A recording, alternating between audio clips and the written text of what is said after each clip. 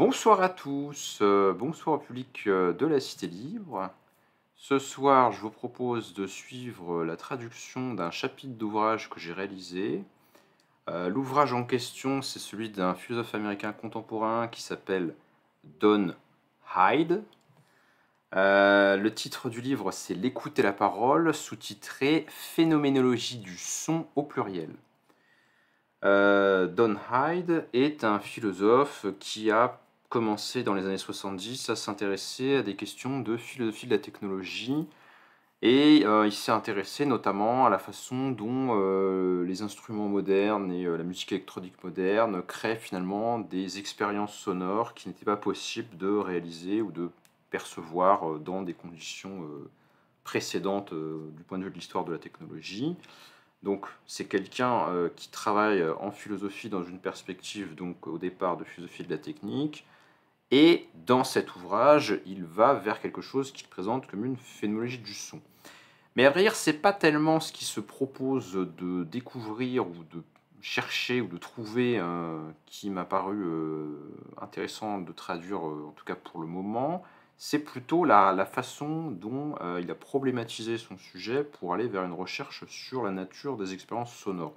Finalement, qu'est-ce qui justifiait l'intérêt pour un tel sujet et qu'est-ce que ça nous révèle en creux de l'histoire de la philosophie.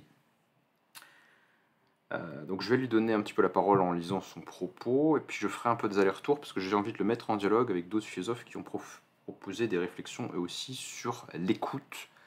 Soit dit en passant, j'en profite pour faire un petit hommage à quelqu'un qui n'est pas mort, mais je lui fais un hommage quand même, qui était mon professeur de philosophie à l'université de Nanterre et qui vient de sortir un ouvrage récent, qui était Peter Zenzi, qui a écrit plusieurs livres sur l'audition, l'écoute. Il est l'auteur notamment de L'histoire de nos oreilles. Donc, même si ce n'était pas forcément le sujet qui nous enseignait quand on était à la fac, j'ai eu un très bon souvenir de ce personnage qui a une voix absolument délicieuse qui passe très bien à la radio. Voilà. Bref, petit clin d'œil donc à cette personnalité qui travaille aussi dans le domaine de la philosophie liée aux questions de son, de sensations sonores. Donc le chapitre 1 de l'ouvrage de Don Hyde s'intitule Éloge du son. Et ça commence comme ça. La révolution des communications électroniques nous a fait prendre conscience que des espaces autrefois tenus pour silencieux sont en fait des royaumes de sons et de bruit. L'océan résonne désormais du chant des baleines et des percussions des crevettes grâce à l'extension de l'écoute par l'amplification électronique. Entre parenthèses, ça fait beaucoup penser à une thèse de Simondon sur la nature des objets techniques, qu'il perçoit comme un prolongement de la nature, au sens où il y a des aspects du monde naturel qu'on ne percevrait pas, qu'on ne connaîtrait pas sans la médiation des objets techniques. Donc c'est une thèse simondonienne intéressante parce que ça casse une opposition un peu traditionnelle entre nature et technique. La technique pourrait bien être ce qui révèle tout le potentiel de la nature plutôt que ce qui s'y oppose. Les étoiles lointaines, qui ne sont peut-être pas si parfaitement dans l'harmonie des sphères des pythagoriciens, crépitent néanmoins dans le bruit statique de la radioastronomie. Dans nos environnements urbains, la pollution sonore menace la tranquillité d'esprit dont nous rêvons aujourd'hui en songeant à de plus calmes époques. Ce n'est pas simplement que le monde serait soudainement devenu plus bruyant, ou que nous pouvons entendre plus loin, ou même que le son est d'une manière ou d'une autre obligatoirement omniprésent dans une culture technologique. C'est plutôt qu'en vivant avec des instruments électroniques, notre expérience de l'écoute elle-même s'est transformée.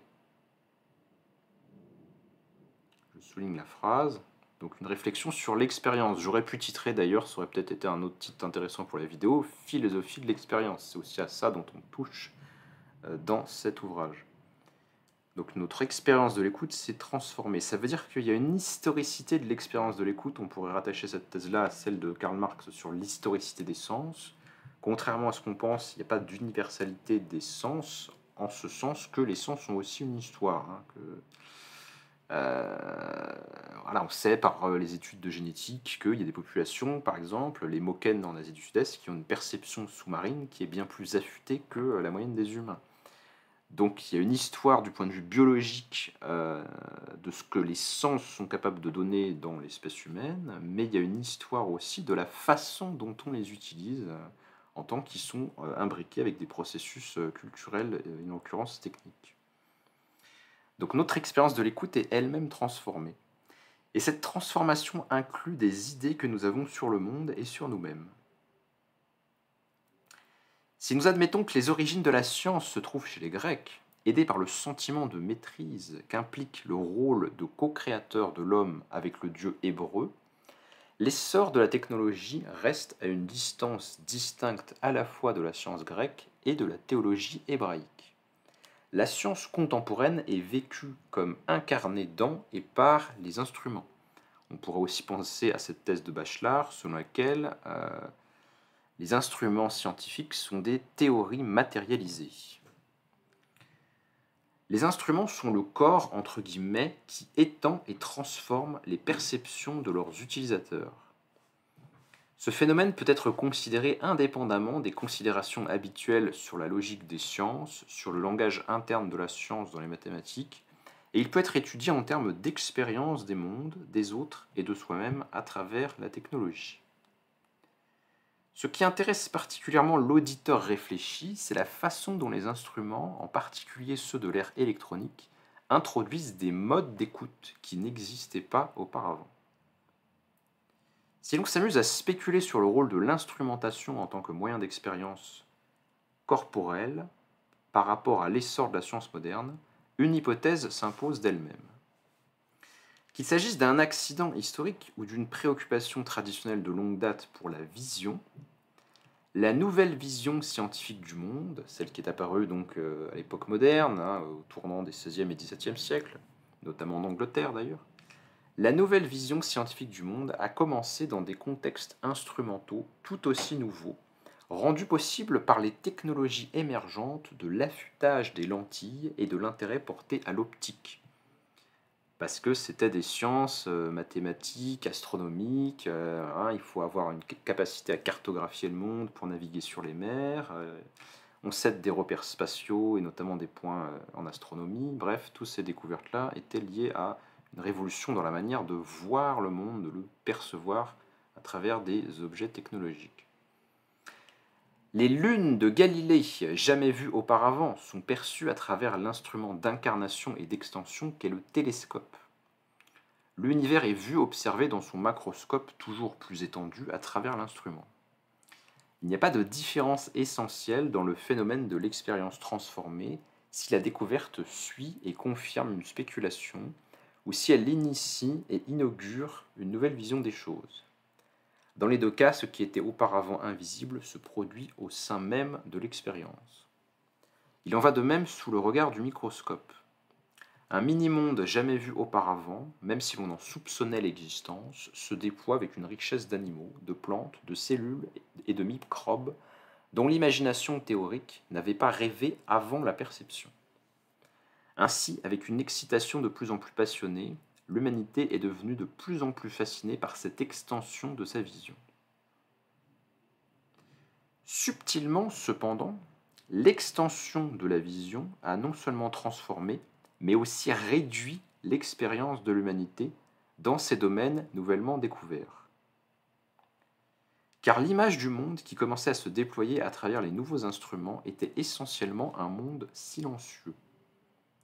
Le silence de ces espaces infinis m'effraie, écrivait Pascal au XVIIe siècle dans une formule fameuse sur les effets des découvertes de l'infinité du cosmos. Pourquoi des espaces silencieux ? Les explosions macroscopiques des étoiles et le bruit microscopique des insectes et même des cellules n'avaient pas encore atteint l'oreille humaine. Si nous savons aujourd'hui que ce silence ne faisait pas partie du monde étendu, mais réduit des débuts de la science moderne, c'est en partie grâce au développement ultérieur d'un autre moyen d'incarnation par le biais d'instruments électroniques. Ce qui a d'abord été vu a ensuite été exprimé. Dans l'intervalle entre l'optique et l'électronique de cette spéculation, le sens du monde est passé de l'univers galiléen et newtonien, autrefois silencieux, à l'univers bruyant et exigeant d'aujourd'hui. mais presque par rebond, l'intrusion du son révèle peut-être quelque chose de notre mode de pensée antérieur, une pensée qui était une vision du monde. On pourrait même dire une idéologie. Nous avons découvert un visualisme latent, présupposé et dominant dans notre compréhension de l'expérience.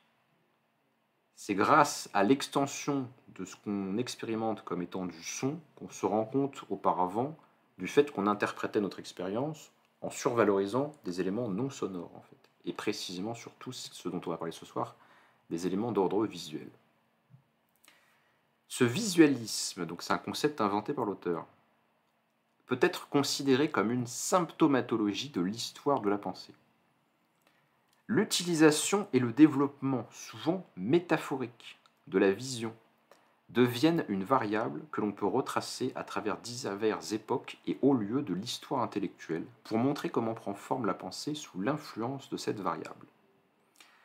Le visualisme qui a dominé notre pensée sur la réalité et l'expérience n'est cependant pas quelque chose d'intrinsèquement simple. En tant que tradition, il contient au moins deux facteurs qui s'entrecroisent. Le premier est plus ancien et peut être considéré comme une réduction implicite de la vision dont les origines remontent à la période classique de la pensée philosophique grecque. Sa source ne réside pas tant dans une réduction délibérée de l'expérience au visuel que dans la gloire de la vision qui se trouvait déjà au centre de l'expérience grecque de la réalité. Dans la philosophie contemporaine, c'est Martin Heidegger qui nous a fait le plus prendre conscience des racines profondes de la vision des Grecs. Alors peut-être sur ce sujet-là, mais peut-être pas sur d'autres, mais bon, on fera Heidegger une autre fois. À travers son analyse radicale de la question de l'être, la pensée grecque elle-même émerge comme le processus permettant à l'être de se montrer en tant que brillance de la physis. La physis, c'est la nature. Et donc, il y aurait quelque chose comme le fond de la nature qui serait ce qu'il y a de plus brillant, de plus existant, de plus essentiel dans cette nature. Ce qui en serait le principe ou la substance, ce qu'ont cherché les métaphysiciens à partir justement des origines de la philosophie en Grèce ancienne. Donc la pensée grecque elle-même émerge comme le processus permettant à l'être de se montrer en tant que brillance de la physis, de la manifestation de l'être en tant que clairière, entre guillemets, tout cela rappelant la vision vibrante de l'être. Heidegger n'est pas le seul à reconnaître l'intimité entre la vision et le réel ultime dans la pensée grecque. Théodore Tass Thienmann note que la pensée grecque a été conçue dans le monde de la lumière, dans le monde visuel apollinien.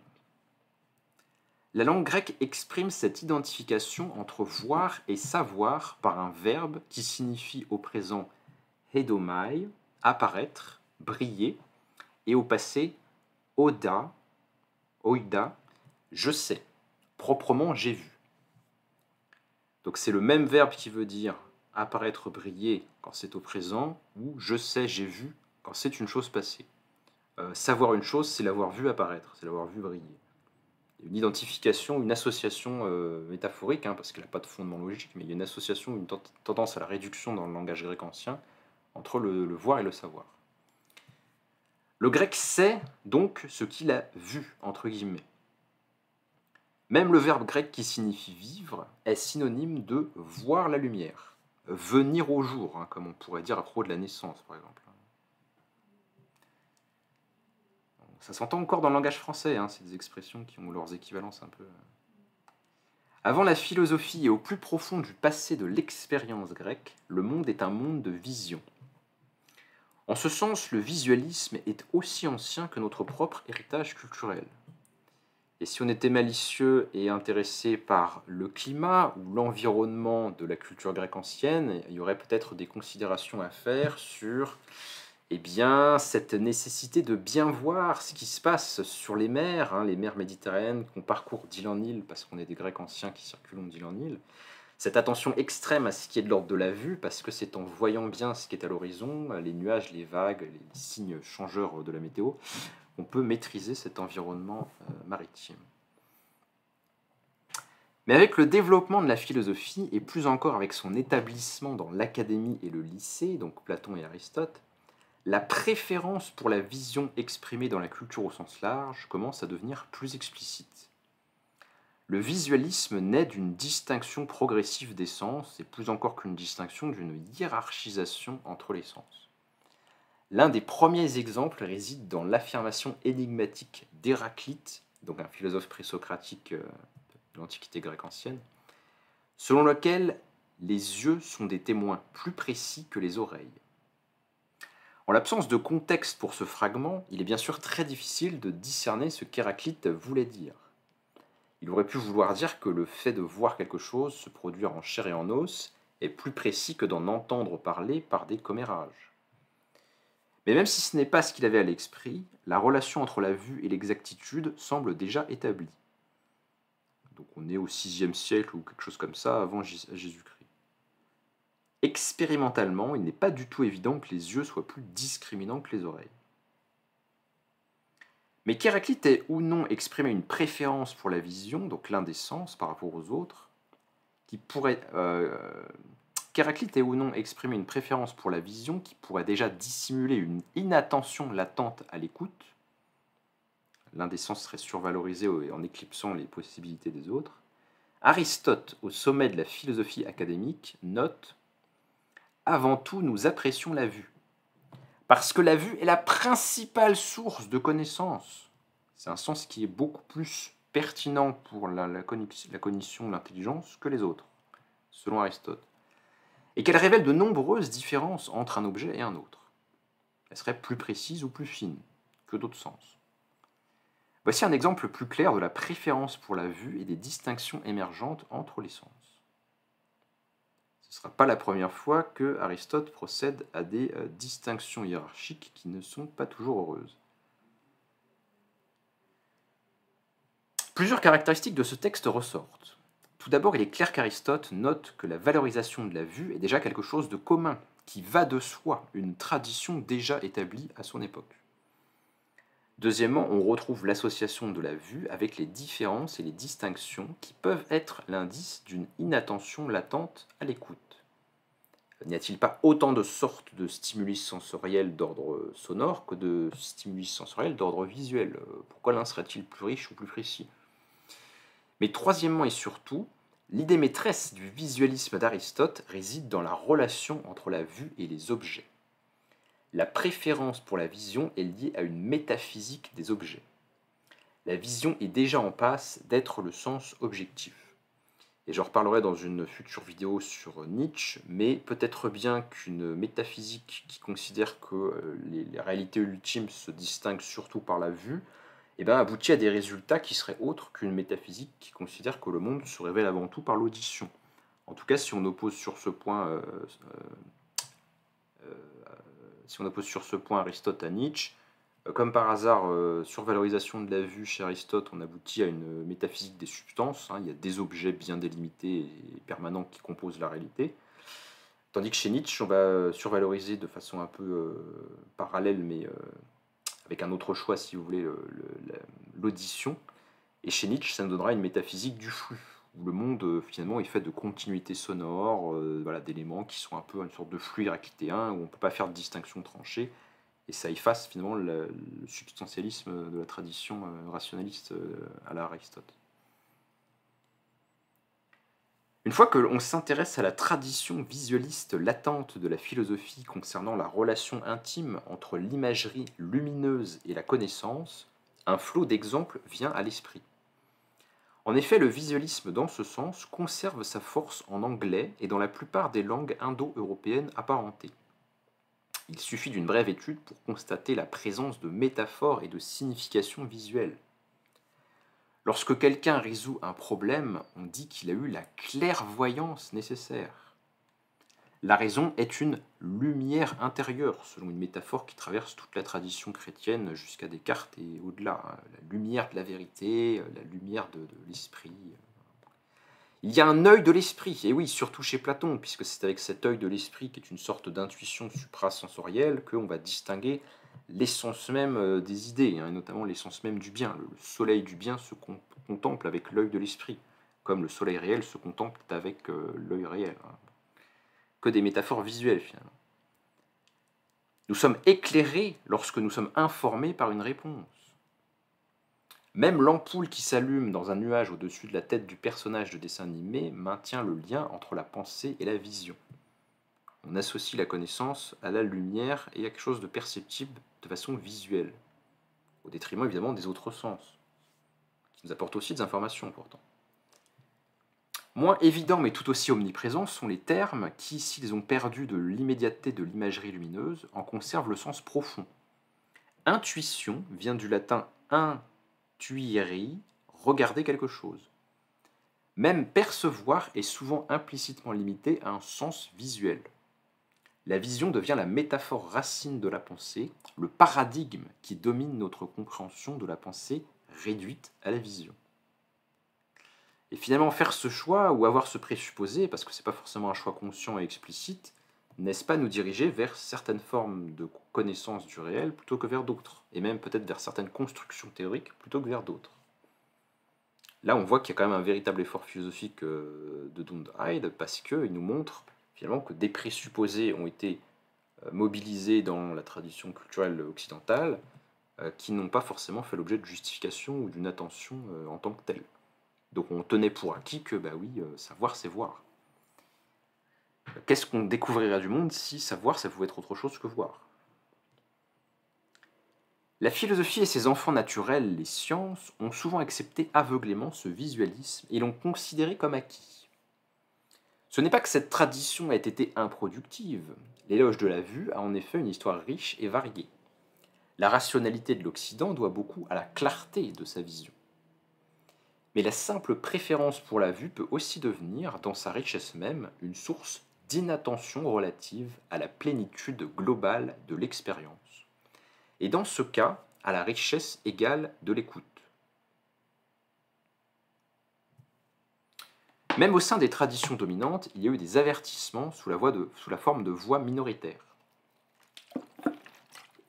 Empédocle, un autre philosophe présocratique, appelait à une démocratie des sens. Venez maintenant de toutes vos forces discerner comment chaque chose se manifeste, et rappelons que la phénoménologie, c'est la science ou l'étude du phénomène, donc de ce qui apparaît, de ce qui se manifeste. Venez discerner comment chaque chose se manifeste, ne vous fiant pas plus à la vue qu'à l'ouïe, et pas plus à l'écho de l'oreille qu'au goût de la langue, ne rejetant aucune des parties du corps qui pourrait être un moyen de connaissance, mais prêtant attention à chaque manifestation particulière. Est-ce que je ne sais pas quelque chose de la course quand je cours moi-même et que je ressens mon souffle qui devient plus court et la douleur de mes muscles, plutôt que quand je regarde quelqu'un courir, en fait. Ou autre exemple. Dès les premières strates de la pensée philosophique grecque, Xénophane a fait remarquer que l'expérience, dans sa forme la plus profonde, est globale. C'est le tout qui voit, le tout qui pense, le tout qui entend. C'est pas forcément un sens, mais quand on fait un geste, on sait bien que c'est l'ensemble du corps qui contribue au mouvement du geste et non pas une partie du corps. Si donc le visualisme dominant qui a accompagné l'histoire de la pensée n'était qu'une simple inattention à l'écoute, l'éloge du son qui pourrait commencer sa carrière au XXe siècle ne serait qu'un ajout correctif à la richesse de la vision philosophique. Et ce serait en soi une tâche louable. Donc, il s'agirait, dans cette perspective-là, d'ajouter une réflexion sur les informations et la nature de l'expérience sonore à côté de l'expérience de l'écoute, mais en conservant les acquis de la tradition. Mais il va faire une deuxième critique d'Owen Hyde, en montrant que c'est l'expérience de la vision elle-même qui a été réduite par la tradition philosophique. En effet, la réduction latente à la vision s'est compliquée dans l'histoire de la pensée par une seconde réduction, une réduction de la vision. Donc non seulement la vue a été privilégiée sur les autres sens, mais en fait, dans la vue, c'est quelque chose qui nous est donné à voir qui a été privilégié par rapport à tous ceux dont la vue est capable, en fait. Alors pourquoi ?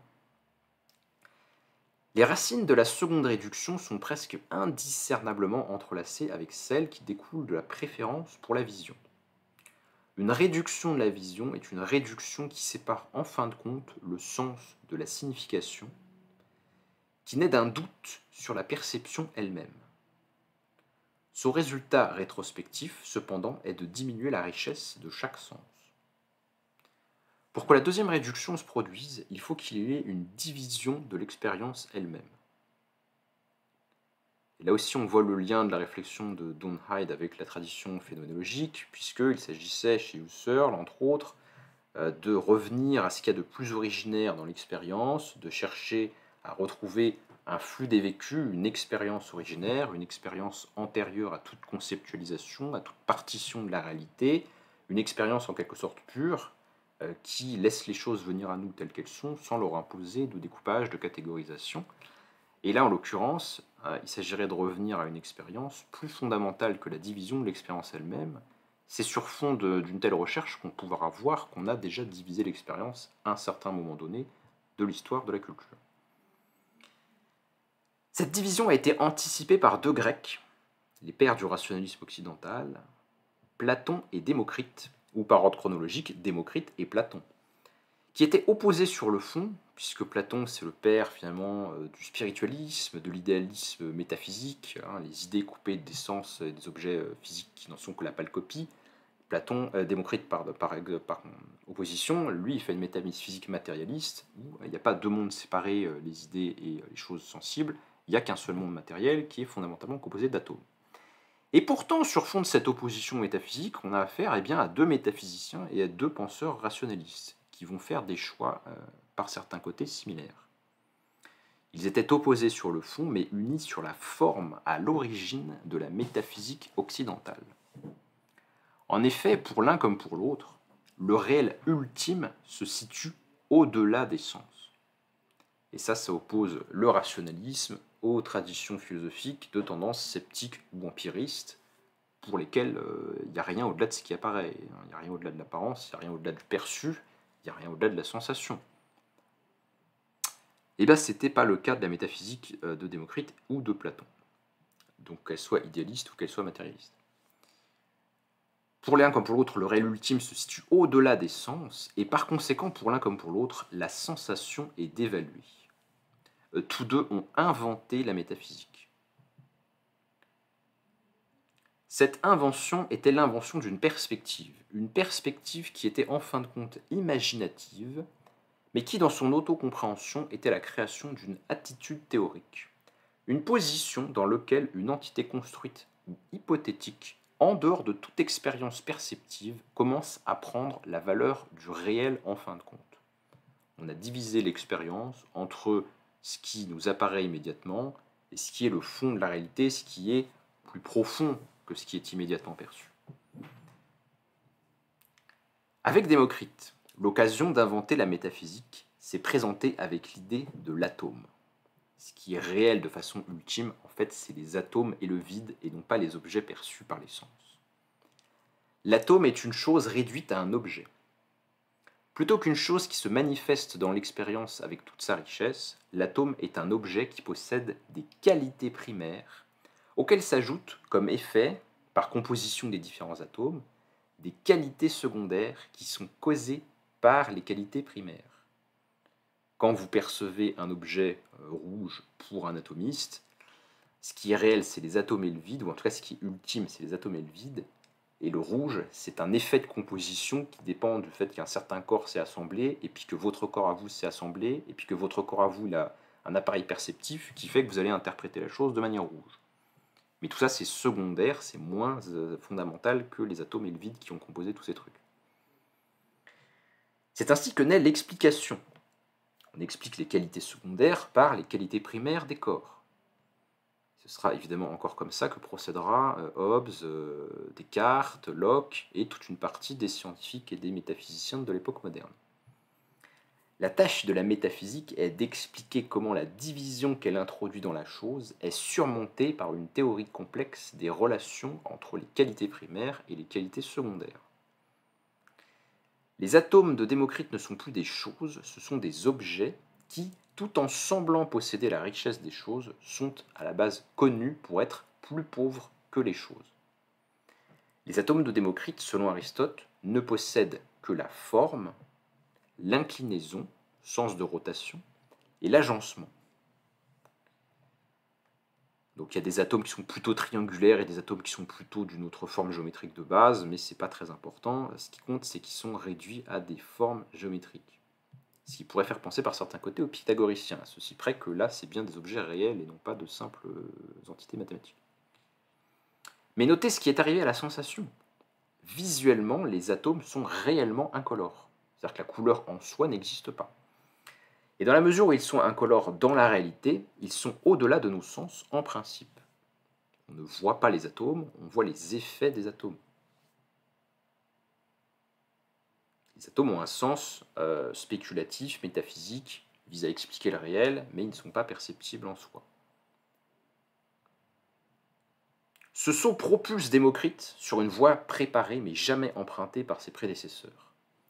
Les graines d'Anaxagore, autre philosophe présocratique, qui étaient les prédécesseurs des atomes, étaient en pratique invisibles car elles étaient trop petites pour que nos yeux puissent les voir. Ce qui manquait, c'était un moyen de les mettre en évidence. Mais même si nos pouvoirs sont limités, pour Anaxagore, les apparences sont un aperçu de l'invisible. Donc chez Anaxagore, finalement, certes, il y a les choses apparentes et les choses plus profondes, mais le lien entre les deux semble relativement mince. Avec Démocrite, on a un rationalisme qui, d'un certain côté, va aussi rendre possible certaines formes de scepticisme. Car, avec l'atome de Démocrite, qui est par essence incolore, ce que le sens donne est placé sous un ultime soupçon. Pour Démocrite, c'est par convention que la couleur existe, par convention le doux, par convention l'amer. C'est des choses qui n'existent pas en soi. D'où la problématique du crédit qu'on peut accorder aux sensations. En fait, est-ce que nos sensations ne sont pas un obstacle par rapport aux choses en soi? Est-ce qu'elles ne nous dissimulent pas le fond du réel, en fait? Est-ce que c'est pas, non pas un moyen de connaissance, mais plutôt un obstacle à la connaissance? La connaissance est divisée entre le sensible et ce qui n'est pas encore nommé, mais qui est essentiellement différent de nos perceptions. Et là, il cite Démocrite. Il existe deux types de connaissances, l'une authentique, l'autre bâtarde. La connaissance bâtarde comprend tout ce qui est donné par la vue, l'ouïe, l'odorat, le goût, le toucher, tandis que la connaissance authentique est quelque chose de tout à fait distinct de cela. Ce tournant décisif n'a pas été pris sans quelques doutes. Démocrite entendit ce doute en donnant la parole au sens.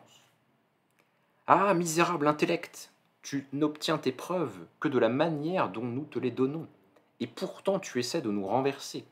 Ce renversement sera ta perte. » Entre parenthèses, un tel propos semble avoir été repris consciemment ou inconsciemment. Enfin, on trouve exactement la même idée chez Lucrèce, plusieurs siècles plus tard.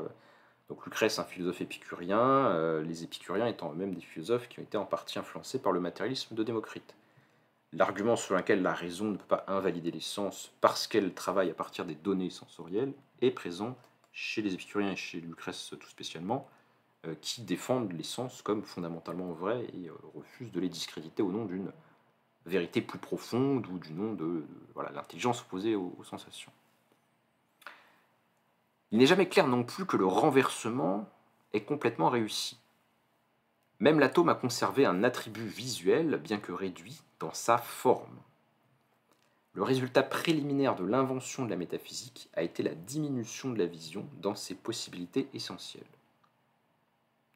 Ce qui nous donne accès à ce qui est ultime, ce n'est pas la sensation, c'est l'intelligence qui va au-delà. En fait. Donc un rationalisme, ou tendance en tout cas à minorer le sens, voire à nier leur pertinence. Alors c'est encore plus marqué, me semble-t-il, chez Platon. Platon, à sa manière, a fait la même invention. Donc c'est aussi un rationalisme, mais cette fois-ci tendance idéaliste. Mais la version de Platon de l'invention de la métaphysique était en tout cas plus complète que celle de Démocrite. Si les atomes de Démocrite conservaient un prédicat visible, donc leur forme, la réalité ultime de Platon, l'idée du bien, n'en contenait aucun. Elle est purgée de l'empirique. Elle est totalement transcendante.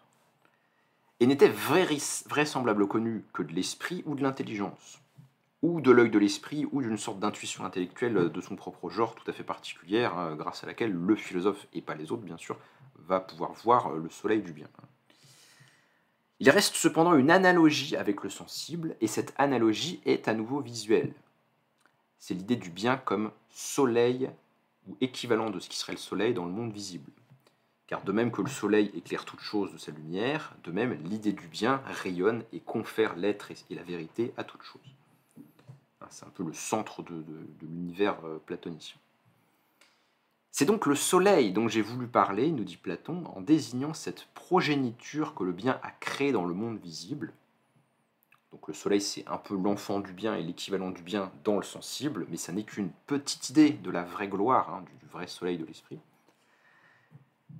C'est donc du soleil dont j'ai voulu parler en désignant cette progéniture que le bien a créée dans le monde visible, pour s'y tenir dans le même rapport à la vision et aux choses visibles que celui que le bien lui-même entretient dans le monde intelligible à l'égard de l'intelligence et des objets intelligibles. Les idées sont éclairées par le soleil du bien, de même que les objets physiques concrets et perceptibles sont éclairés par le soleil physique qui est dans le ciel. Mais Platon maintient fermement qu'il s'agit d'une simple analogie, hein, c'est pour faire comprendre ce que c'est l'idée du bien. Hein. La lumière et la vision étaient considérées comme semblables au soleil, mais non identiques à lui. Identifier l'une ou l'autre avec le bien est une erreur. Il ne faut pas devenir des espèces de polythéistes qui prient le soleil, hein, c'est pas ça l'idée de Platon. Car la distinction entre le visible et ou le sensible et l'intelligible, qui fonde la doctrine des formes des idées, a déjà séparé la sensation de la raison. Dans la notion d'imitation, de mimésis et de représentation se trouve la direction opposée à celle des incarnations polymorphes de l'expérience et pose la base antique des formes plus modernes du dualisme de l'expérience qui imprègne l'époque contemporaine. Donc il y a une forme de dualisme des facultés hein, qui va traverser toute la tradition philosophique et qu'on retrouve encore d'une certaine façon chez Bergson. La sensation, elle voit les aspects changeants et imparfaits des objets physiques. L'intelligence s'élève au-delà en voyant les formes pures qui sont stables hein, et qui existent de façon parfaite et idéale dans un monde supérieur. La raison est au-dessus de la sensation et la vue est au-dessus des autres sens parce que c'est le sens qui s'y apparente le plus analogiquement à ce que voit l'œil de l'esprit. Les sources anciennes de la double réduction de l'expérience dans le visualisme ne sont pas devenues claires ou matures avant l'ouverture de l'ère moderne. Le visualisme moderne en tant que réduction composée de l'expérience est clairement perceptible dans l'œuvre de Descartes, où les anticipations démocritaines et platoniciennes se rencontrent pour former la base du visualisme moderne. Descartes réunit et préserve les ambiguïtés de la dévaluation des sens dans son éloge de la méthode géométrique. On pourrait dire par certains côtés d'ailleurs que Descartes va beaucoup plus loin que n'importe quel rationaliste des temps antiques sur la dévaluation des sens, parce qu'à la limite, chez Démocrite, il y a un doute sur les sens, mais ça ne semble pas être un doute radical, et d'ailleurs les épicuriens, les matérialistes épicuriens iront dans la direction complètement inverse, en reconnaissant une véritable validité à ce que nous donne la sensation. Et chez Platon, certes, le monde des idées il est supérieur au monde sensible, cependant, il y a quand même un passage dialectique qui permet de passer de l'un à l'autre. Hein. Notamment dans le banquet de Platon, on voit bien que la beauté physique de la personne qui est belle nous permet de monter par abstraction successive vers la beauté des choses belles en soi et de l'idée de la beauté en soi. Donc il n'y a pas non plus de séparation absolument absolue ou de condamnation absolument absolue des sens chez Platon. Par contre, chez Descartes, c'est bien pire, parce que Descartes commence, dans la première des méditations métaphysiques, par admettre les objections sceptiques contre les sens. Les sens nous trompent parfois, il ne faut pas se fier à ce qui nous trompe parfois, donc on ne peut pas se fier au sens de façon générale. Du coup, reste plus que l'intelligence, reste plus que la raison pure en faisant abstraction des données sensorielles. Donc le rationalisme de Descartes, il s'édifie sur un fond de mise en doute et de rejet beaucoup plus radical à l'endroit des sens. Pour Descartes, la lumière et l'imagerie visuelle sont devenues métaphoriques dans un sens plutôt superficiel. Il cite Descartes, ayant maintenant établi certains principes des choses matérielles qui ont été cherchés non par les préjugés des sens, mais par les lumières de la raison, et qui ont ainsi une si grande évidence que nous ne pouvons douter de leur vérité, il nous reste à examiner si de ces seuls principes nous pouvons déduire l'explication de tous les phénomènes de la nature. Donc c'est à partir des vérités dégagées par l'introspection du cogito et par la raison pure qu'on va pouvoir poser les bases de toute science possible de toute science de la nature possible. Ainsi, l'essor de la métaphysique moderne conserve l'écho d'une méfiance à l'égard des sens et d'une foi correspondante dans la raison comme royaume invisible et imperceptible de la vérité. Avec Descartes, la progression de la dévaluation des sens se poursuit et l'objet est désormais réduit à ses attributs géométriques.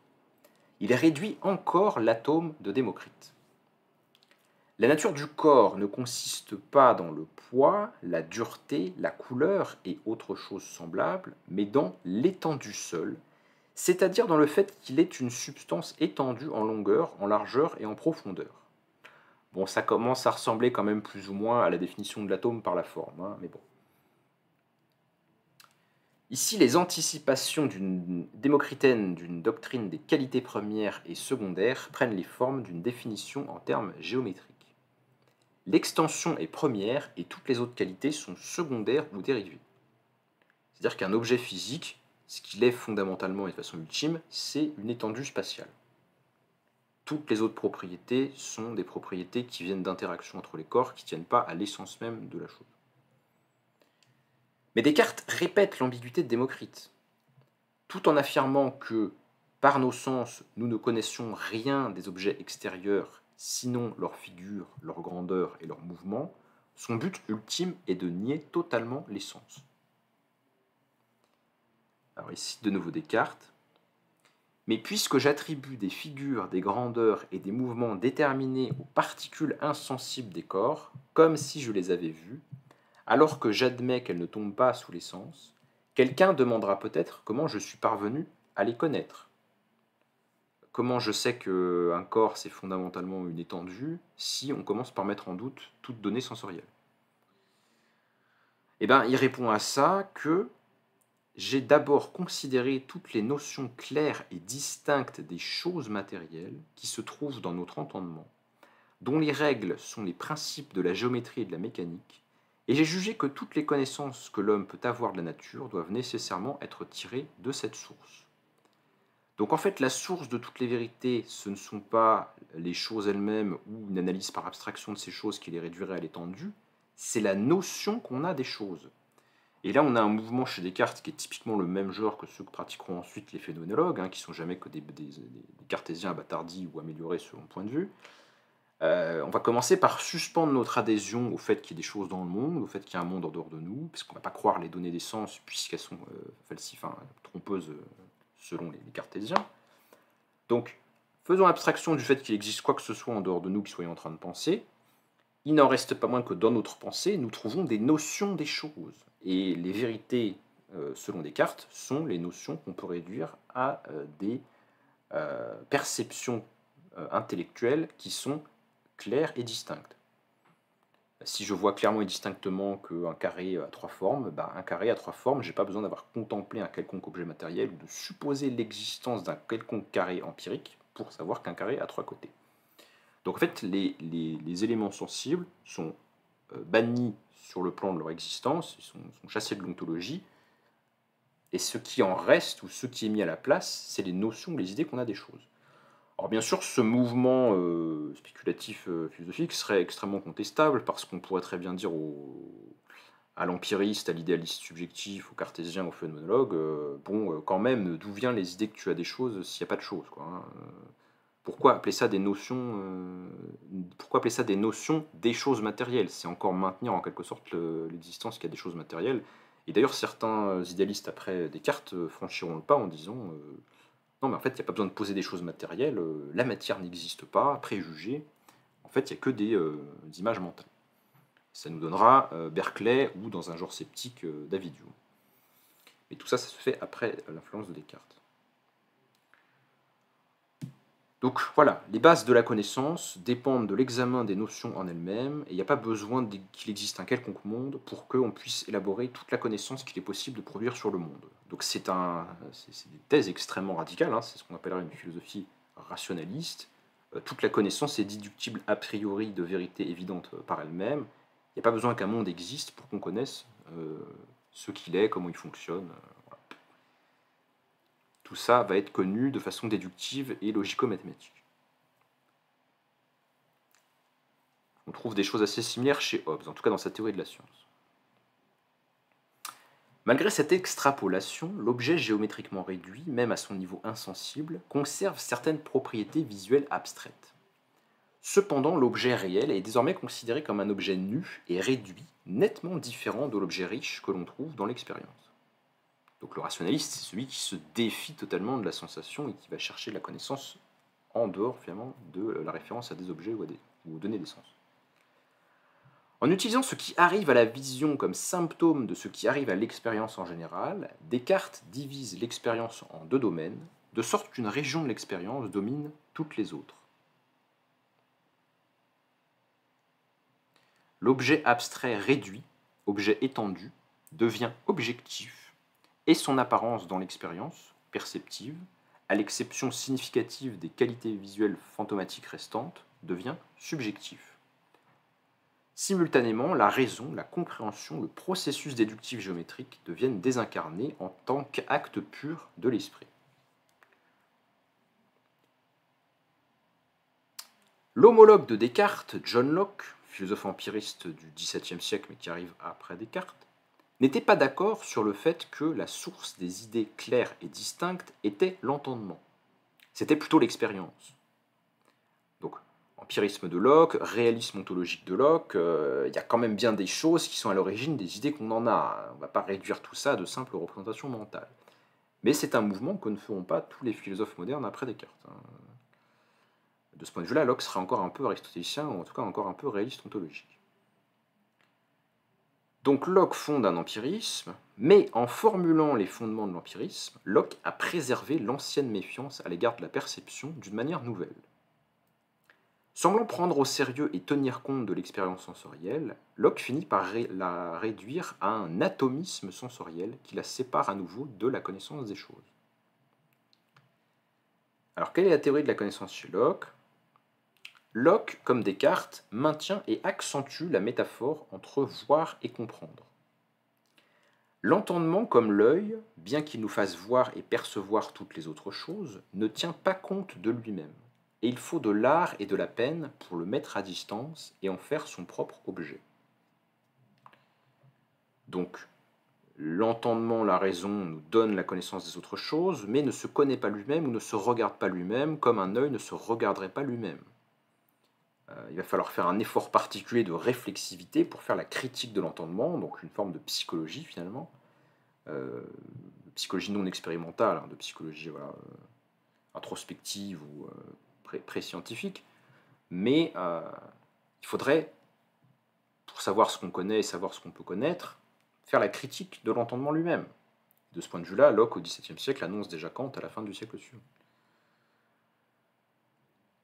Mais dans le cas de Locke, si on veut étendre la métaphore, ce n'est pas l'œil, mais une influence extérieure qui lui fournit ses propres objets.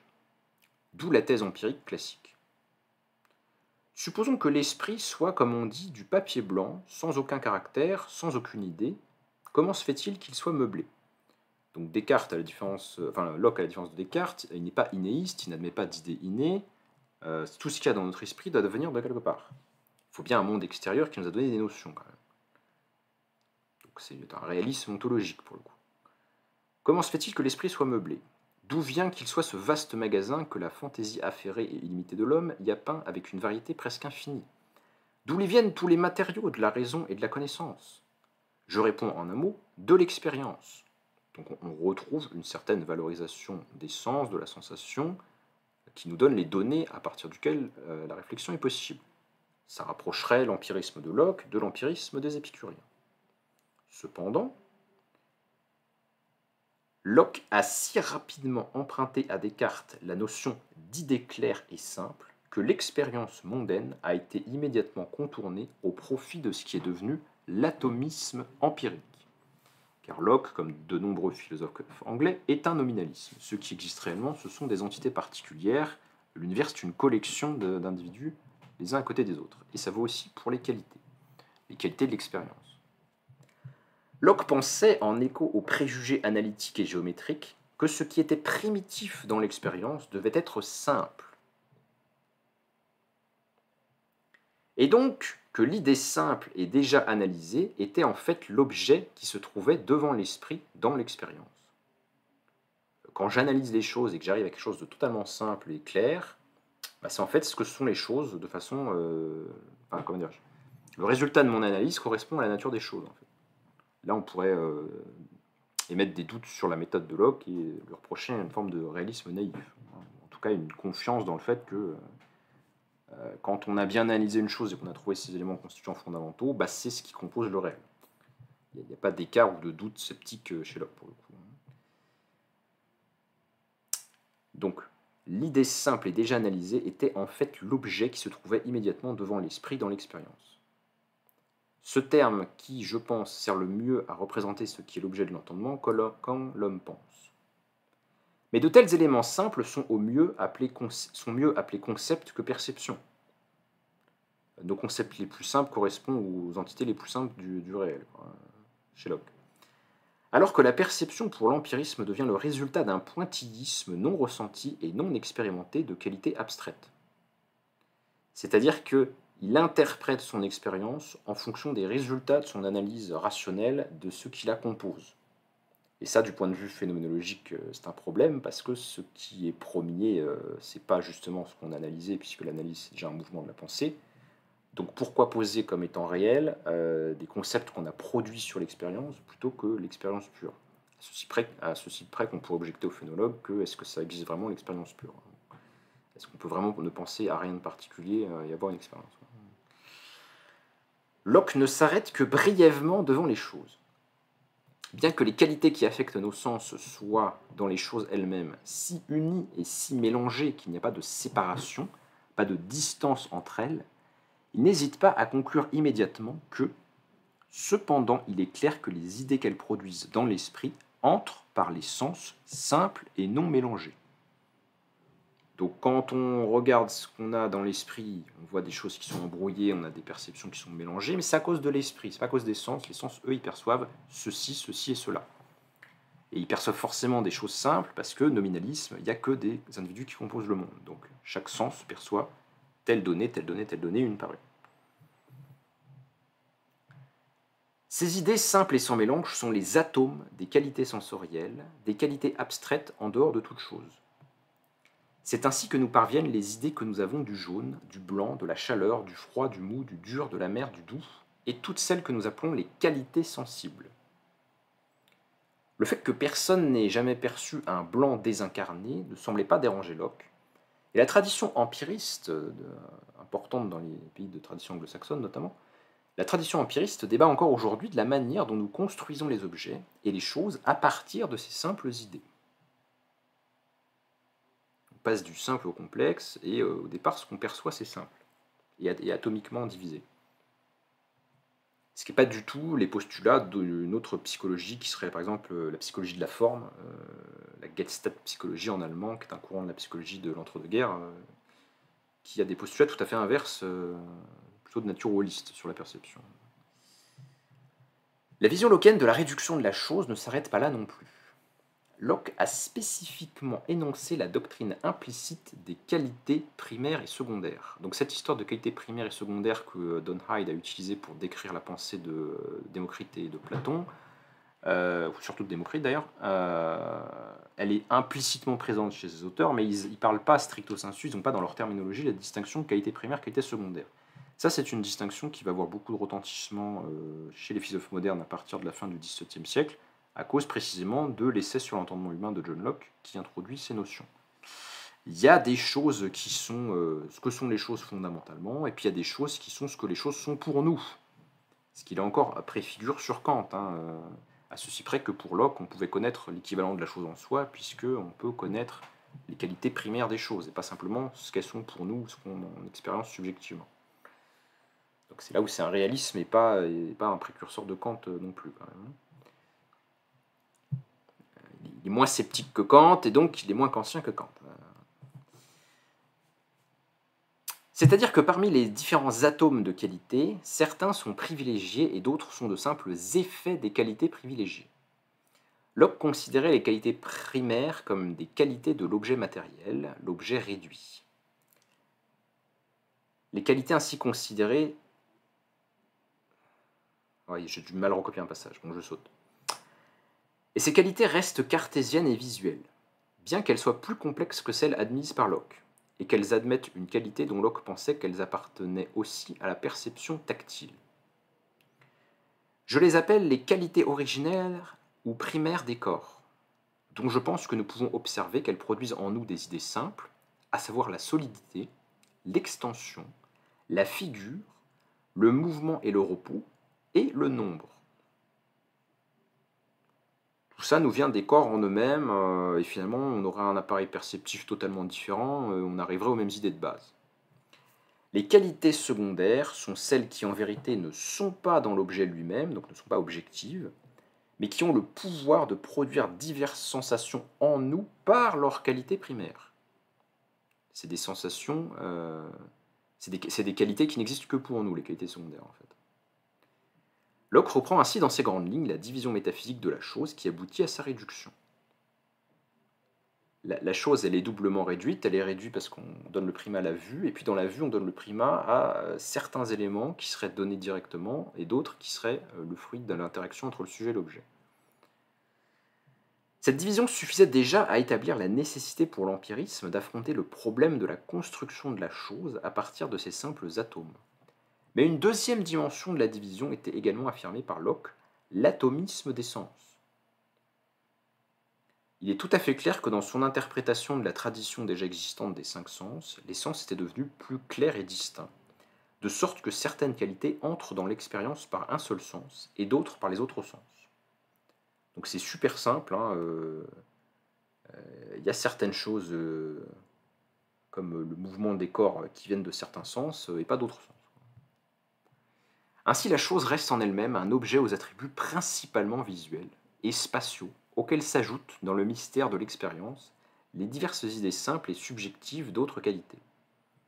La chose et l'expérience restent toutes deux sous la limitation de la double réduction.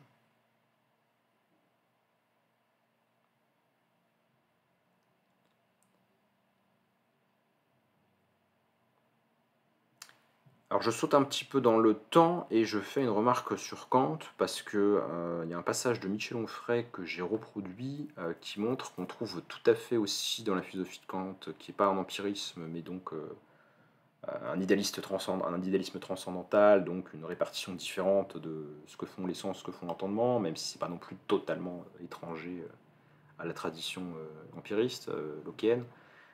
Mais chez Kant, il y a aussi cette tradition voilà, de minoration de ce qui relève des autres sens par rapport à la vue, et un primat qui est très lourdement donné à la vue par rapport aux autres sens. Donc une hiérarchisation qui constitue justement le visualisme identifié par Don Hyde.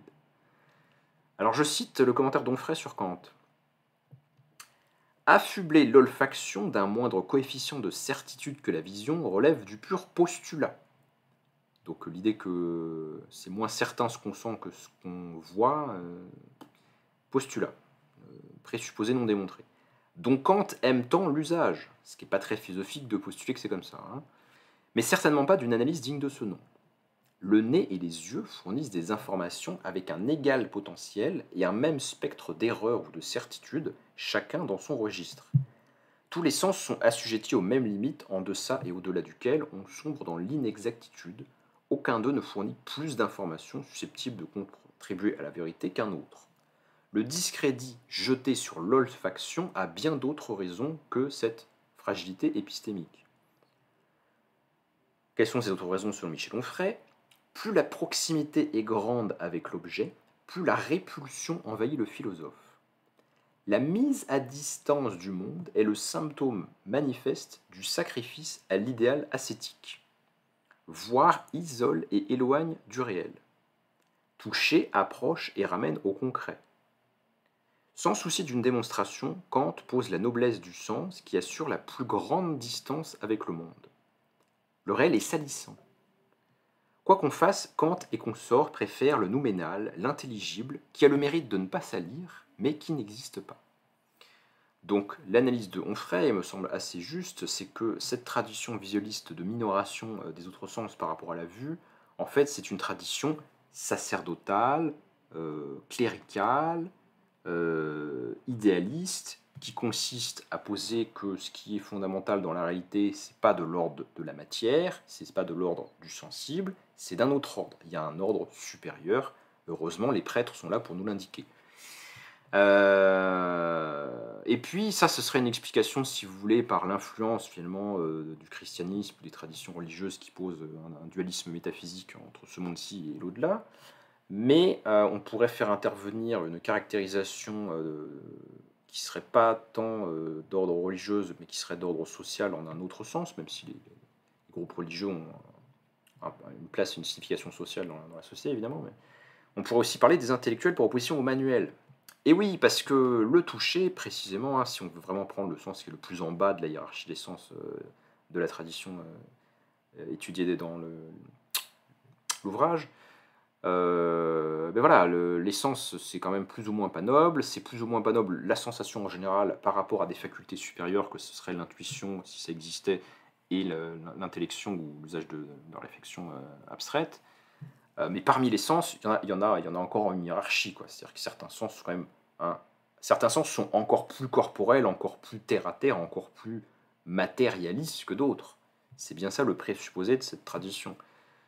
La vue a une certaine noblesse, parce que la vue ne nous fait pas toucher la chose, la vue ne nous transforme pas beaucoup, c'est ce que j'ai mis dans mes notes de conclusion du billet. La vue est un sens comparativement plus passif, plus contemplatif, moins réactivement vital que le toucher. Parce que quand on touche la chose, en fait la chose nous touche, il y a une interaction. On est beaucoup plus affecté émotivement et personnellement que dans la simple observation. Et on pourrait faire peut-être tout un dégradé des sens en fonction de leur degré d'influence sur le sujet. Donc, la culture classique, la culture de la maîtrise de soi, la culture aristocratique, la culture qui a inventé l'idée qu'il y aurait une raison / une volonté qui domine les passions, le stoïcisme, toutes ces traditions-là, tendance spiritualiste ou idéaliste, forcément qu'elles vont pas beaucoup aimer le toucher et qu'elles vont mettre en valeur un sens qui est le moins salissant possible, qui est le moins affectant possible pour le sujet. Et puis, donc, je voulais parler aussi du sens social qui est sous-jacent à cette tradition. On peut faire l'hypothèse, même si j'ai pas de démonstration flagrante sous la main, que ça recoupe la position sociale que veulent se donner les intellectuels par rapport aux gens qui font un travail manuel. Cette hiérarchie des sens, elle a un sens social. C'est la hiérarchie entre ceux qui regardent ce qui se passe et ceux qui touchent les choses, qui sont dans la gadoue, qui sont dans les tâches manuelles, qui sont les esclaves au temps d'Aristote, ou qui sont les ouvriers au temps de périodes ultérieures. L'esprit, lui, est au-dessus de tout ça. L'esprit, il regarde, l'esprit, il façonne, l'esprit, il dicte, l'esprit, il parle éventuellement, mais le commencement était le verbe, comme dit la Bible. Mais il ne va pas se mêler de toucher les choses, c'est bas, c'est inférieur. Et ce qui est intéressant de voir, c'est que cette hiérarchisation entre les sens, qui me semble fondamentalement assez absurde, parce qu'il je ne vois pas de très bonnes raisons dans privilégier certains sens à d'autres, que ce soit du point de vue de leur valeur de vérité ou même du point de vue de la pratique. Peut-être le goût est le moins utile de tous, mais bon, sinon les autres, c'est quand même un petit peu délicat de dire que certains sont plus importants pour la pratique ou la survie que les autres. Enfin, en tout cas, ce serait très discutable. C'est intéressant de voir que cette valorisation, on trouve la même, mais avec un sens inversé, chez un auteur matérialiste comme Ludwig Feuerbach, le philosophe allemand matérialiste du Xe siècle. Feuerbach, donc, qui est un matérialiste, qui veut justement lutter contre cette tradition, eh bien, il reprend la hiérarchisation, mais en lui donnant une valeur inversée. C'est-à-dire que pour lui, ce qui a une valeur plutôt remarquable, ou en tout cas ce qu'il cherche à mettre en évidence dans la hiérarchie des sens, c'est précisément ce que la tradition a tenu pour inférieur. Ainsi, Feuerbach écrit « Le toucher, l'odorat, le goût sont des sens matérialistes, sont chers. La vue et l'ouïe sont des sens idéalistes, sont esprits. Mais les yeux et les oreilles représentent la tête, les autres, le ventre. » Alors, je ne sais pas jusqu'à quel point il faut prendre ces propos-là comme une adhésion ou comme un rejet. Je pense que de son point de vue, il y a quand même une volonté de revaloriser les sens qui ont été dévalorisés justement par cette tradition. Mais voilà, il y a une hiérarchie faite entre les sens, comme il y a une hiérarchie qui est faite en fait dans la société, entre les tâches de conception et les tâches d'exécution, entre ce qui est en haut et ce qui est en bas. Et bien évidemment, les yeux et l'ouïe sont en haut, c'est du côté de la tête, vous avez remarqué. Tout ça permet, par un jeu de métaphores qui n'a pas forcément de fondement rationnel très justifiable, de de conférer une importance symbolique supérieure à certaines facultés qui n'est pas forcément bien justifiée du point de vue de la raison. Donc c'est pour ça que je parlais au début de la vidéo plutôt d'une idéologie que d'une philosophie des sens. Parce que pour qu'il y ait philosophie, il faudrait quand même qu'il y ait un peu de questionnement et de justification. Bon, alors chez Aristote, peut-être il y en a un petit peu, mais c'est pas flagrant chez tous les auteurs. En tout cas, toute cette réflexion nous montre bien ce que voulait mettre en évidence l'auteur de l'ouvrage Don Hyde, le visualisme latent de la culture occidentale et de ses traditions philosophiques dominantes, idéalistes et spiritualistes, et la sous-estimation, la dévalorisation, la marginalisation de ce que seraient les autres sens. Alors lui, ce qu'il va chercher à étudier spécifiquement, c'est plutôt la vue. Mais on pourrait aller vers encore d'autres sens, encore plus bas dans la hiérarchie, si on était un peu plus curieux de ça, quoi. Alors je termine la lecture de son chapitre 1 de l'ouvrage. C'est finalement contre cet oubli de l'audition, hein, pour faire un clin d'œil à la phénoménologie d'Heidegger avec l'oubli de l'être, c'est cet oubli de l'audition que va chercher à combler l'auteur en portant son attention sur la vision et ses capacités, en essayant de formuler peut-être une attention ou une conceptualisation de ses capacités spécifiques. Cette marche progressive du réductionnisme en philosophie est plus qu'un simple visualisme qui en est le symptôme. C'est une tendance qui réside plus profondément dans une certaine compréhension de soi de la philosophie. À un niveau superficiel et encore une fois symptomatique, un visualisme peut être remis en question en soulignant les conséquences qui conduisent à l'inattention de dimensions importantes de l'expérience dans d'autres domaines, ici en particulier dans une inattention à l'écoute. Non seulement les sons dans la tradition métaphysique sont secondaires, mais l'inattention au son des choses a conduit à la perte progressive de la compréhension de toute une série de phénomènes qui attendent encore d'être notés. Ce qu'on appelle ici visualisme comme symptôme, c'est la tendance réductionniste qui cherche à purifier les expériences et qui dément la richesse à sa source. Le passage à la dimension auditive est donc potentiellement plus qu'un simple changement de variable. Il s'agit d'abord d'un décentrage délibéré d'une tradition dominante afin de découvrir ce qui peut manquer. En raison de la double réduction traditionnelle de la vision en tant que variable et métaphore principale. Ce changement délibéré d'accent de la dimension visuelle à la dimension auditive symbolise d'abord l'espoir de trouver des matériaux pour récupérer la richesse de l'expérience primaire, qui est maintenant oubliée ou recouverte dans les traditions visualistes interprétées de manière trop stricte. On pourrait même soupçonner que précisément certains des phénomènes actuellement les plus difficiles pour une tradition visualiste pourraient se prêter plus facilement à une attention plus soucieuse à l'écoute. Par exemple, symboliquement, c'est l'invisible qui pose une série de problèmes presque insurmontables à une grande partie de la philosophie contemporaine. Les autres esprits ou personnes ne nous dévoilent pas leur invisibilité intérieure, les dieux entre guillemets qui restent cachés, mon propre moi entre guillemets qui échappe constamment à une simple apparence visuelle. Tout le domaine du langage parlé et entendu doivent rester insolubles tant que notre regard n'est pas aussi une écoute. L'invisible est ce que l'écoute peut aider à atteindre. Si ce sont là quelques espoirs d'une philosophie de l'écoute et de la parole, donc il annonce un peu son projet au début du livre, il subsiste au sein de la philosophie une forte résistance à une telle tâche. En effet, la philosophie n'a pas seulement indiqué une préférence pour le visuel, puis réduit sa vision à la présence brillante de la physis, à son statut actuel de vision des surfaces en tant que combinaison de qualités atomisées, mais elle a entretenu depuis les temps classiques une suspicion à l'égard de la parole, en particulier de la voix sonore. Bien qu'il y ait une certaine touche d'ironie dans la République de Platon, qui pourrait être un rhétoricien plus subtil que Socrate, l'évocation d'un danger dans la poésie, la récitation dramatique et même dans certaines musiques demeure. Donc il y a effectivement des traditions philosophiques platoniciennes, rousseauistes, qui dévalorisent ou qui se méfient fortement de l'art et de certaines formes d'art musicaux spécifiquement. Chez Platon, on pourrait en discuter assez fortement parce qu'il reconnaît l'utilité de la musique pour faire apprendre les mathématiques, les proportions, etc.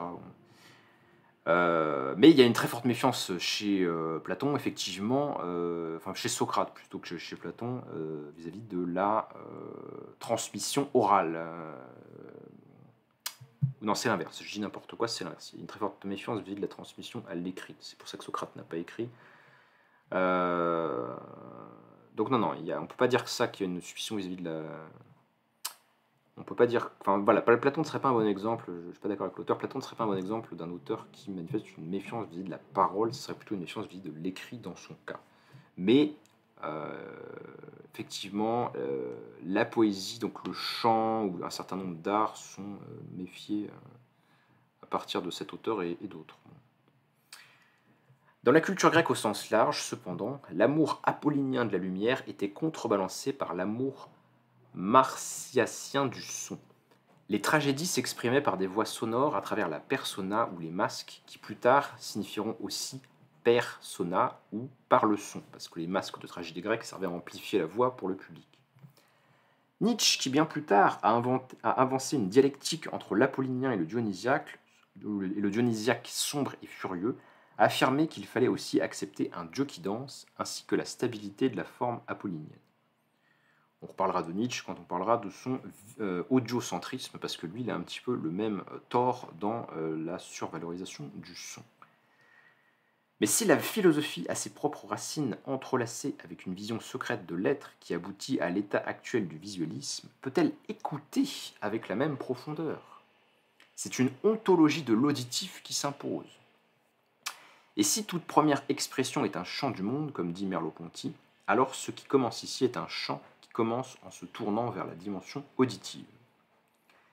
Mais si une telle symptomatologie a son utilité tactique, un décentrage délibéré du visualisme afin de mettre en évidence le négligé et l'inaudible, son but ultime n'est pas de remplacer la vision en tant que telle par l'écoute en tant que telle. Son but plus profond est de quitter le présent avec toutes ses croyances acquises sur la vision et l'expérience, remettre en question nos présupposés, philosopher, et pas à pas de s'orienter vers une compréhension radicalement différente de l'expérience qui trouve ses racines dans une phénoménologie de l'expérience auditive. Donc c'est véritablement un chapitre introductif et à défaut de pouvoir vous parler pour le moment des résultats de l'ouvrage, on voit bien que ça a l'ambition de répondre à un problème qui est tout à fait sérieux et donc il a guetté avec beaucoup d'attention les traces dans la culture. Donc c'est vraiment quelque chose d'intéressant, je trouve, qu'on peut relier, comme je l'ai fait dans ma présentation, avec bien toute une série de hiérarchisations et d'oppositions. Dans mes notes conclusives, je risque la formule selon laquelle le visualisme est la forme du schème illémorphique dans la culture sensorielle.